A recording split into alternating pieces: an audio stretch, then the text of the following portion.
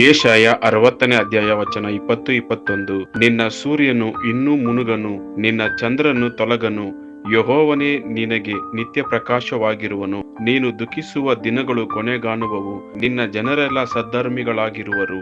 ನಿನ್ನ ಪ್ರಭಾವಕ್ಕೋಸ್ಕರ ನಾನು ನೆಟ್ಟ ಸಸಿಯಾಗಿಯೂ ನನ್ನ ಕೈ ಸೃಷ್ಟಿಯಾದ ಪ್ರಜೆಯಾಗಿಯೂ ದೇಶವನ್ನು ಸದಾ ಅನುಭವಿಸುವರು.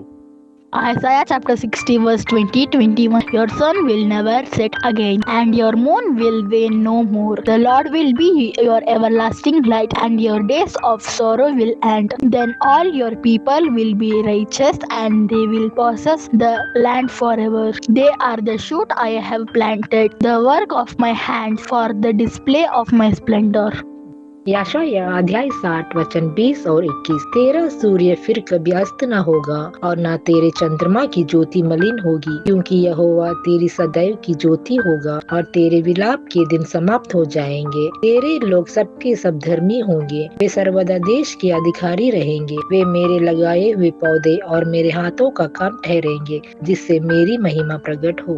ஏசாயா 60ஆம் அதிகாரம் 20-21 வசனம். உன் சூரியன் இனி அஸ்தமிப்பதும் இல்லை, உன் சந்திரன் மறைவதும் இல்லை. கர்த்தரே உனக்கு நித்திய வெளிச்சமாயிருப்பார். உன் துக்க நாட்கள் முடிந்து போகும். உன் ஜனங்கள் யாவரும் நீதிமான்களும், என்றைக்கும் பூமியை சுதந்தரிக்கும் குடிகளும், நான் நட்ட கிளைகளும், நான் மகிமைப்படும்படி என் கரங்களின் கிரைகளுமாயிருப்பார்கள்.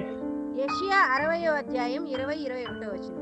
నీ సూర్యుడికను అస్తమింపుడు, నీ చంద్రుడు క్షీణింపడు, యెహోవాయే నీకు నిత్యమైన వెలుగుగా నుండును.